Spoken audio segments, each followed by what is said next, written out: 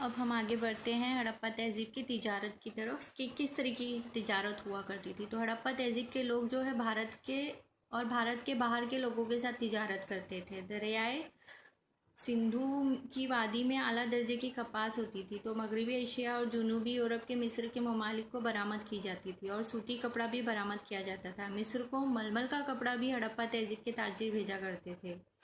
کشمیر، جنوبی بھارت، ایران، افغانستان، بلوچستان سے چاندی، جست، قیمتی پتھر، موتی، دیودار کی لکڑی وغیرہ بھی لائی جاتی تھی. غیر ممالک ہونے والی تجارت خشکی اور بحری دونوں راستوں سے ہوا کرتی تھی. مطلب ان کو خشکی کے بھی راستے پتہ تھے اور بحری راستے بھی پتہ تھے. اور کھدائی میں پائے جانے والے جو مہریں تھی وہ اس پہ جہازوں کی تصویر کندہ تھی تو اس سے پتہ چلتا ہے کہ وہ لوگ جہاز کا استعمال بھی جانتے تھے. لوتھل کے مقام پر کافی بڑی بندرگاہ دریافت ہوئی ہے. ہم نے نقشے میں بھی دیکھا لوتھل کا مقام، وہاں پہ بڑی بندرگاہ دریافت ہوئی ہے. ہڑپا تہذیب کی تجارت بحر عرب کے ساحل سے ہوا کرتی. یہ ہے لوتھل کے مقام پر کی بندرگاہ، اور مطلب جو وہاں کے باقیات تھے اس سے انہوں نے اس کی تصویر بنانے کی کوشش کی ہے. لیکن یہ بندرگاہ کچھ اس طرح سے نظر آتی تھی. مطلب وہ لوگ بحری سفر سے بھی اچھی طرح واقف تھے. ٹھیک ہے.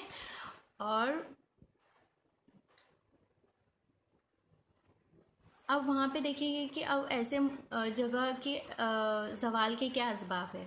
جیسے ہم اس کا اندازہ ہی لگا سکتے ہیں کیونکہ یہ شہر جو ہے ندی کنارے واقع ہوتے تھے تو بار بار آنے والے سیلاب، باہر سے آنے والے حملہ آور، تجارت میں واقع ہونے والی کمی ہڑپا تہذیب کی تنزلی کے اسباب تھے. اس کے ساتھ ہی بارش کی مقدار میں کمی، ندیوں کا خشک ہونا، زلزلے، سطح سمندر میں تبدیلی جیسے اسباب کی وجہ سے جو ہے بڑے پیمانے پر یا تو لوگوں نے نقل مکانی کر لی ہو گئی اور اسی طرح یہ شہر جو ہے وہ زوال پذیر ہوا ہوگا. یعنی یہ تمام چیزیں جو ہم پڑھ رہے ہیں اس میں جغرافیائی وجوہات ہم کو نظر آ رہی ہے.